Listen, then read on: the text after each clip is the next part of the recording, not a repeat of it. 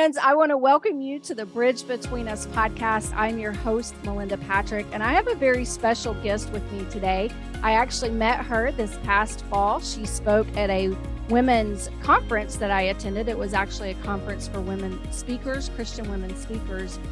And she flew in and just spoke with us on rest, what actual rest is, the gifts of rest, the many ways that we can rest. And I thought, you know what, as a parent, we need to know as we're walking on this journey what true rest looks like. I remember in my first days, if somebody would have said, you need to rest, I would have looked at them like they were crazy.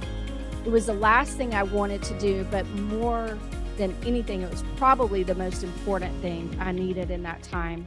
So I wanted to invite her on, and I'm going to welcome her right now, Dr. Saundra Dalton-Smith. Welcome to the Bridge Between Us podcast. Thanks so much for having me. You're welcome. So why would you tell us just a little bit about yourself? You're a medical physician. You live in Alabama. What do you have going on in your life?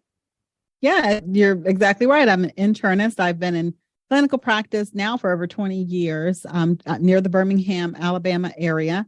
I'm a mom of two boys. One is a freshman in college and the other one's a junior in high school. I'm married to an amazing guy for the past 22 years now. And as you mentioned, I write and speak. And that's how I spend my downtime, I guess, so to speak. So what would bring you to the point of writing a book about rest? Yeah. So for myself, this book was more of my attempt to try to heal myself as a physician because I burned out. During the time when it was roughly about 10 years or so into practice is when I first had children.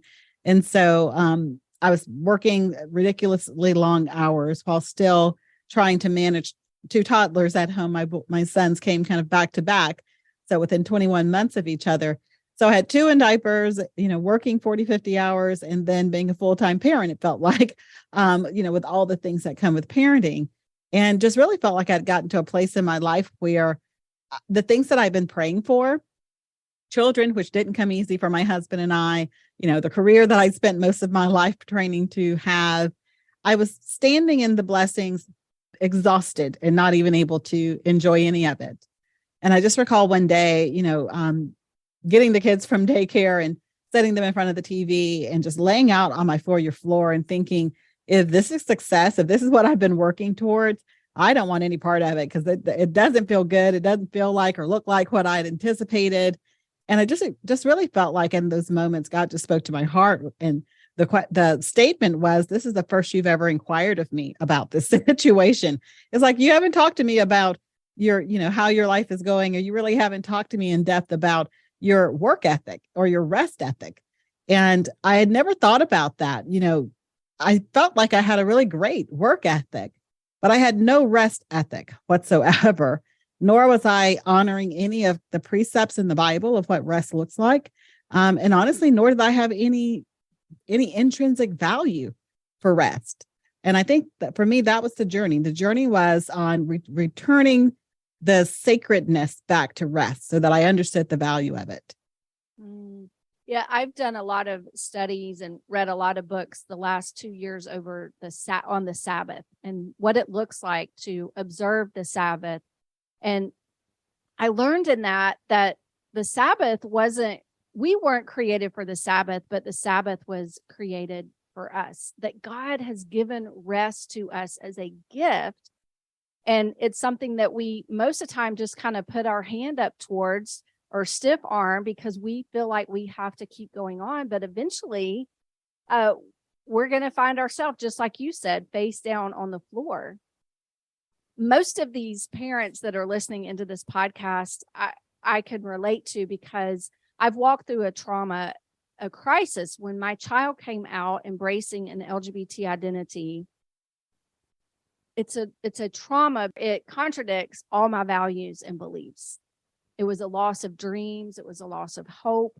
And my world just started spinning. And the word rest was the last thing I wanted to do, but it was what I needed more than anything in that moment. I was making irrational decisions. I was acting irrational. And one of your statements that you write in the book, you put healing occurs when we allow ourselves the time, space, and grace to be in the presence of God in the middle of our busy lives. And you could probably put in the middle of trauma and chaos. What does rest look like in that? Because I also felt like, and it was probably depression, I slept a lot, but I was still tired when I got up.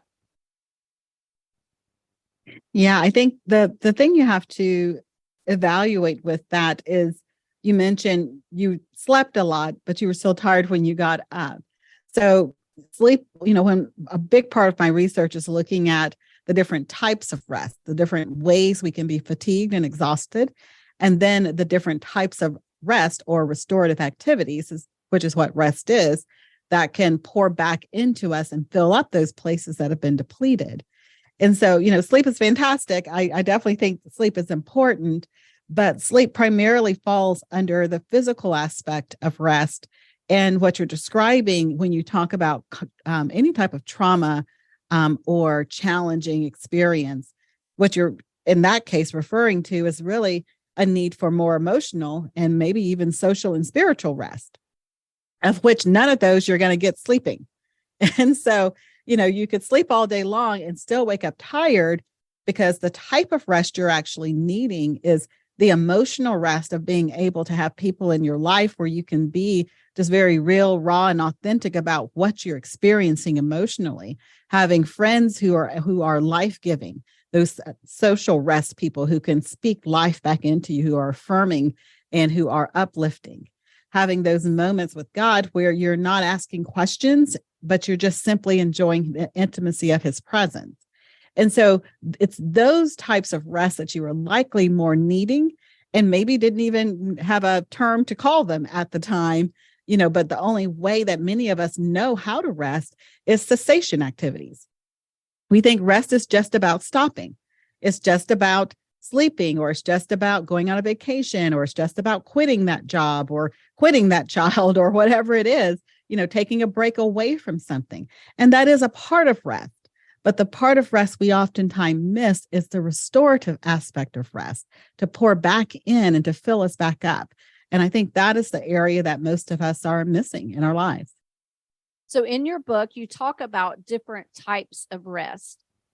And I definitely see, just as you were talking, I'm like, oh, wow, I know exactly what I needed in that moment, but I wasn't willing to go there. And that was the social part. I needed people to walk through that with me. I needed people to speak truth over me, to pray for me, to pray with me.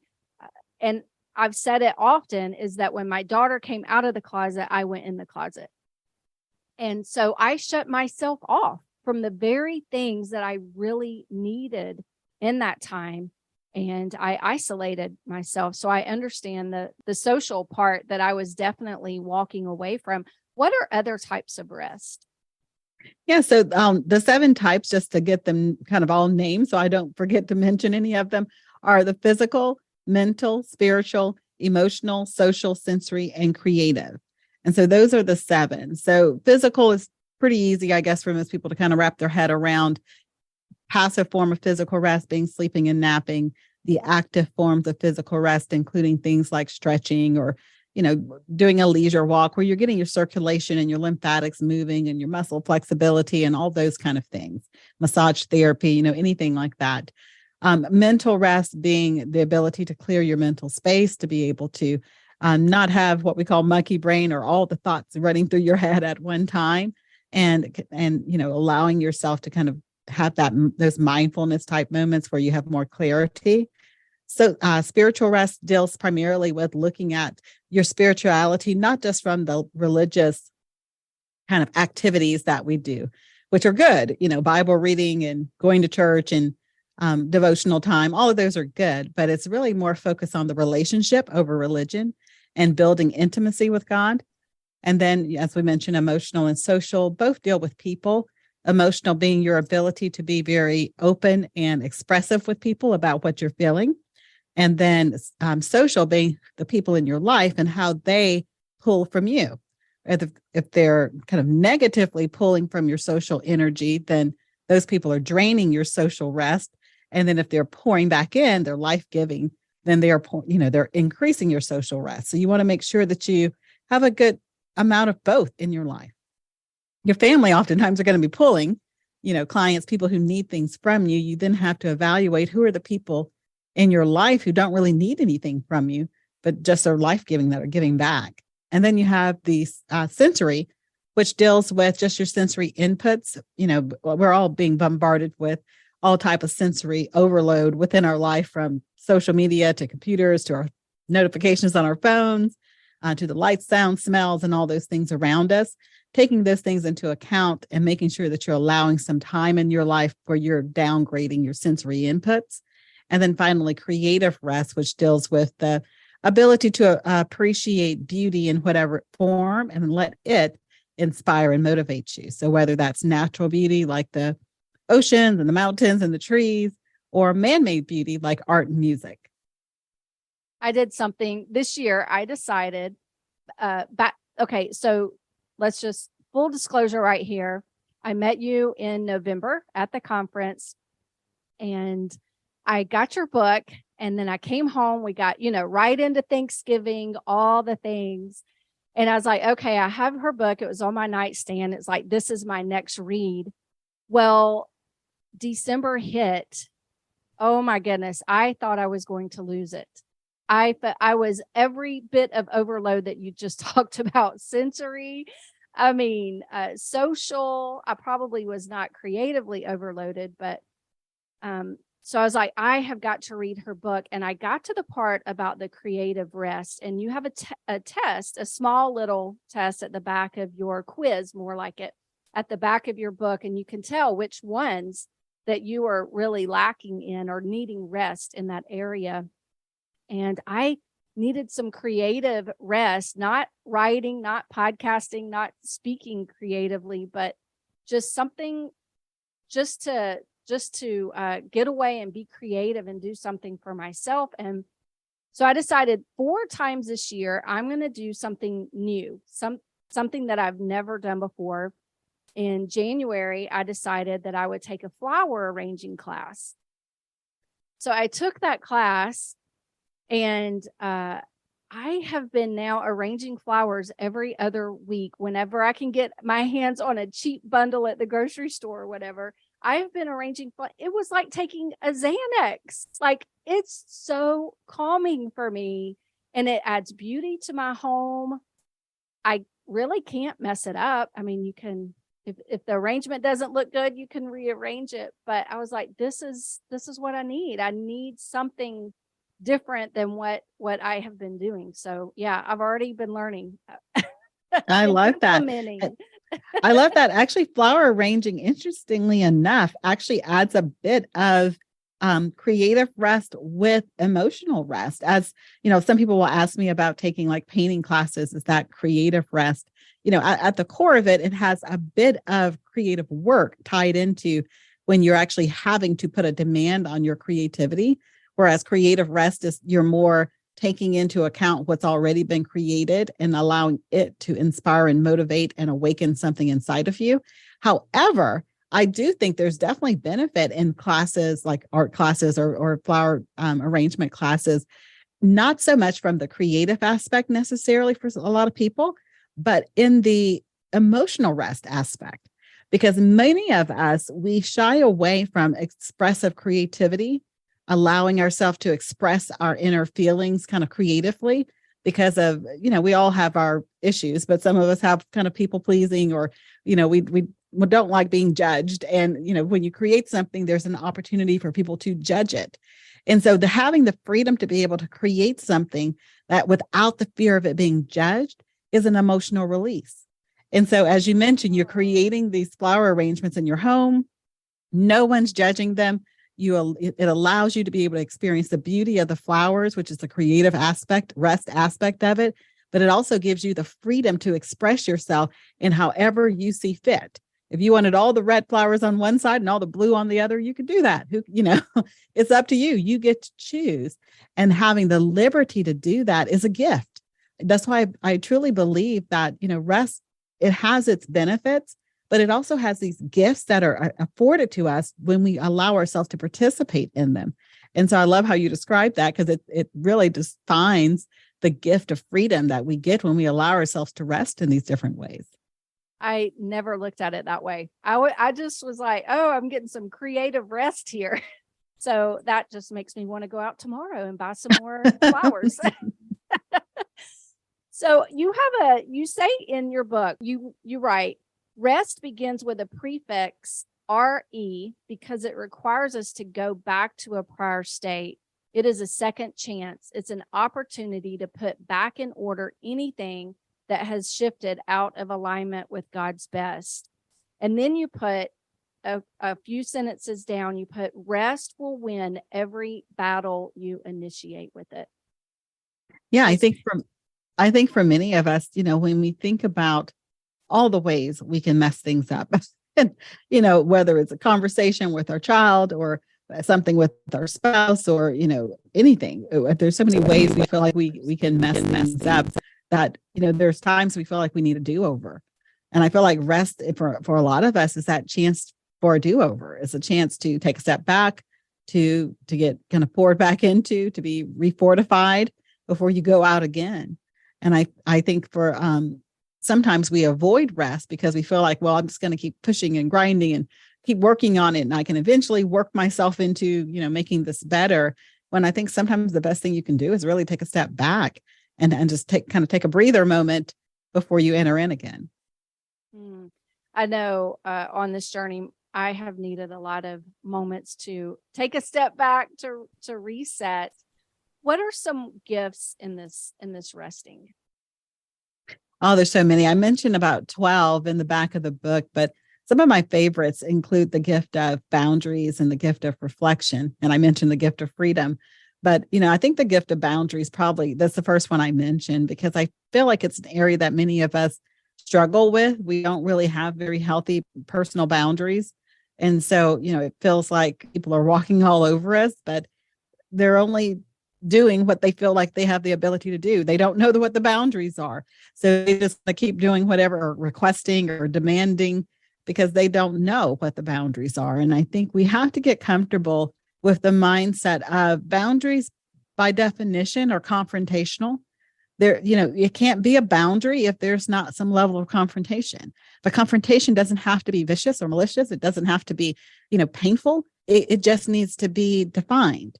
And so I think it's important to understand that we can have boundaries with people. We can have boundaries with our emotions without it always coming across as being offensive. If we let the other person understand that this is what I believe, this is me being able to protect myself and what I need, but I'm not trying to offend you in trying to protect myself as well. And I also see that boundaries protect a relationship. If there Absolutely. are no boundaries in a relationship, it can just go however it wants to. I've discovered in my relationship with my daughter, when we have set boundaries, it's, I love you. I love you enough to put boundaries on this relationship because I want to protect what we have. Yes, absolutely. And I've noticed too that boundaries are fences and not walls. I can open the gate. I can let the good in. I can close the gate, keep the bad out. We can see each other. We can talk to each other. We can touch each other, those kind of things. So it doesn't mean that I've made this, four brick deep wall between us to where nothing can happen anymore. I agree with you. Boundaries are very important, and boundaries protect. Boundaries also give us that opportunity to rest and to say, I love you too much. I love you too much. So I'm going to do what I need to do, or what we need to do, because boundaries can be made together. And you make that and say, I love you. I love our relationship, and I want to do what's best for us to maintain this. Absolutely. And I think another gift that really pertains to your audience would be the gift of communication, because sometimes it's a lot easier to want to defend your position. So many times when we listen, we're listening from a stance of let me find the right time to jump in with what I want to say. And when we're doing that, we're actually not really listening. We're just ready to defend. And so we're already ready to defend our position, defend our stance, instead of just allowing ourselves to be open to fully hear what the person has to say, whether we agree or disagree or whatever, just actually staying in the moment to be able to hear them fully. And I think it's important to understand that sometimes an appropriate response when communicating with someone, especially when you don't really know how to verbalize what you want to say in a way that's not going to come across with you being defensive, is to say, I need a moment to process that. And I think we have a fear of doing that because we're so rushed. We lived in a rushed society, and it's like, I don't have time for a break. I don't have time for rest. I don't have time to reflect, which is another one of the gifts. So I just have to quickly get my answer out there. Even if I haven't, processed that answer with God and Holy Spirit or anybody else, I'm just going to say what I feel. And I think it's important to understand that one of the gifts is that gift of communication, that time to step back for a moment, actually evaluate how you want to present something, how you want to share something, in a way that doesn't come across as if you were just trying to quickly defend your own position. Yes, we think an answer needs to be answered immediately, like it's an emergency. But oftentimes they've thought long and hard before they've come to us.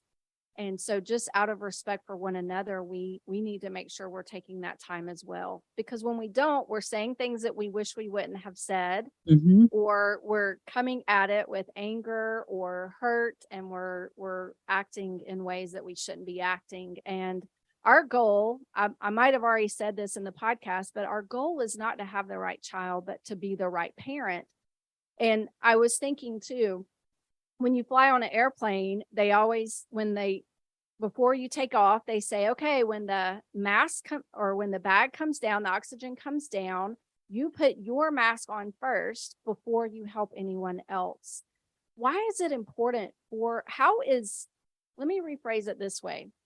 Because as parents, we naturally, you're a mom as well, we naturally try to put our child's needs and interests before ours.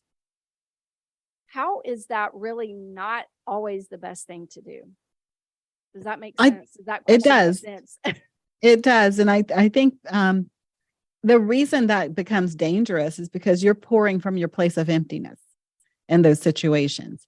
And so, it's one of those situations where, just using the plane analogy, if your oxygen level's dropping and, the plane's going down and your oxygen level's dropping, and you're the one who actually is the authority figure in this situation as the parent and a child on a plane, if you put that mask on the child first and your oxygen level continues to drop to the point that you no longer have the mental capacity to even understand how to put your own mask on, you now have lost full ability to protect that child any further. Whereas if you put your mask on first, even if the child's O2 level continued to drop, you still have full capacity to then be able to do CPR, whatever else you need to do to support the child. It doesn't work in reverse. And so we have to understand that there are situations at times where we need to make sure that in order to better care for the people who we love, that we need to actually care for ourselves first so that we are the best version of ourselves to help serve and support them. It's the same with ministry leaders who are out there who are trying to, serve the world, but then they're not actually allowing themselves to stay in a healthy place so that they can continue to do that work. And the same with parents and on and on. So I think we have to recognize that there's a bit of responsibility that comes, that we have to be able to recognize our own needs and in a way model that to our children. I feel like a big reason that we are in such a situation that we are now with burnout and exhaustion and grind culture and all of these things we're dealing with is because kids are growing up with no one having shown them the way. They don't know how to do rest because they've never seen anybody do rest. Our generation grew up with, you work till you die kind of idea. So we need to make sure that we stay in a place where we are aware of the need of doing some modeling within our homes as well as it relates to rest and self-care. That's worth gold right there, because we we need to model how we want our child to live, or our children to live.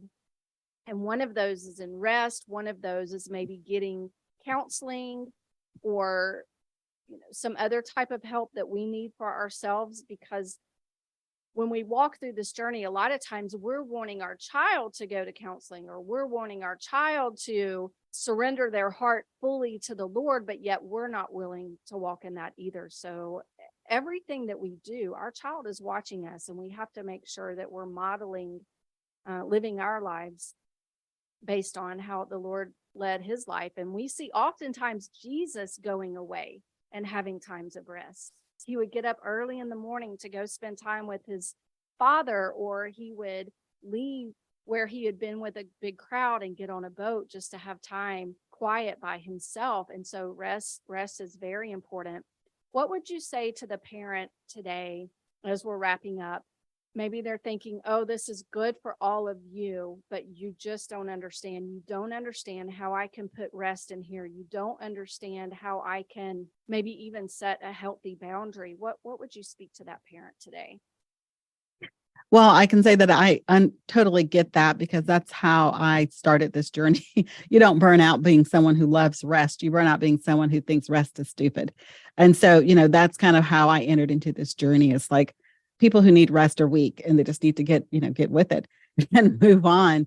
And so, it's one of those things where when you start seeing yourself experiencing burnout, and you start seeing yourself get to the end of yourself, you come to the realization that rest is more about being aware of its function in keeping you in a healthy place. And for myself, because I am someone who enjoys the science, but also believes that the scripture has a lot of value, my journey with rest kind of took me down both sides of it, the science and the scripture. And one of the things that God took me to was a passage in Isaiah chapter 30, verse 15, where it talks about, these people who had all these things going on in their lives, and all the Israelites had all these things going on, and, all this extra stuff that they were doing. They were so busy. And they, in order to keep striving and moving ahead, they felt like they just had to keep pushing and pushing. And his statement in Isaiah 30:15 is this: in returning and rest shall you be saved. In quietness and trust shall be your strength. And then the last part of that was what really stood out to me. It states, but you would have none of it. I think we have to each take our own ownership to our need and our ability to rest. I hear a lot of people say, well, I can't do the Sabbath because I work Sundays. Well, I work Sundays too. Hospitals don't close. They're open 24/7. So I get it. The Sabbath isn't about, especially now that we have Jesus and the cross and the grace that comes with that, it isn't about some ritualistic every Sunday from 6 p to 6 a kind of thing. What it's about is there are opportunities in your life when you can do something different as a sign that you respect your own need to restore. That's simply what it is. So whether that's 5 minutes, whether that's 2 hours, whether that's half a day, every one of us can start somewhere. And I don't think this is solved by trying to make more vacations, or, schedule 24-hour sabbaticals and, schedule a whole day off every week. I think it comes into play when we start thinking about, how do I incorporate rest within my life? Weekly, daily, weekly, monthly, yearly. How can I start building in a rhythm of work and rest in a way that allows me to be able to honor my own health, to be able to honor what the scripture says about our need for rest, and to be able to kind of take away some of the excuses that a lot of us have come up with, because it really boils down to this: you would have none of it. You have to choose. It's an invitation. As with salvation and most things with God, it's an invitation. And so you get to accept the invitation or deny it. And that's every person's choice.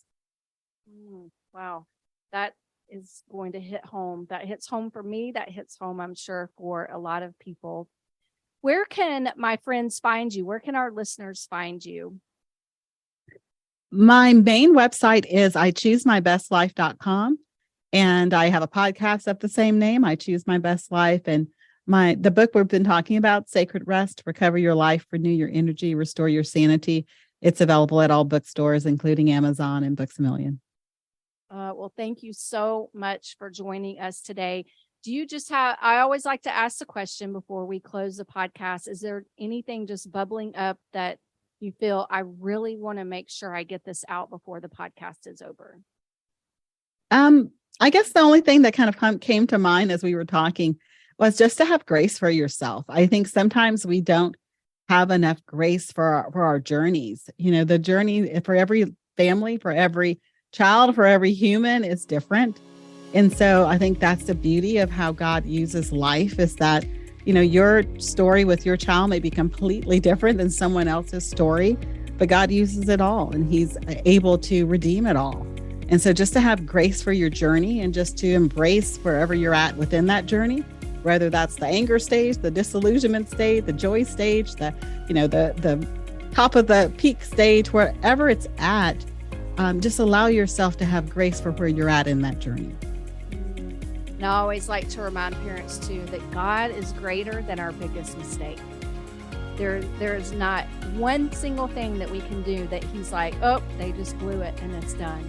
God is greater than our biggest mistake. Well, Dr. Saundra, thank you so much today. And friends, I want to encourage you to follow her on her podcast, become a follower. They're followers now on podcasts now, not subscribers. That changed. So follow her on her podcast. I'm going to put the links to that and her website in the show notes, and then also her book.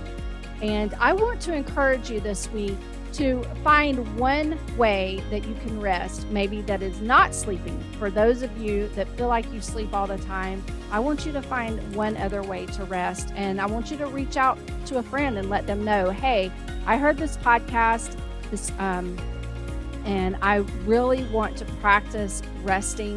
Will you hold me accountable? Or maybe even will you join me in this? And send me an email, melinda@melindapatrick.org. I'd love to hear how you're choosing to rest. And remember, friends, God has entrusted this journey to you. As you engage with him, he will equip you each and every step. Talk to you next week, friends.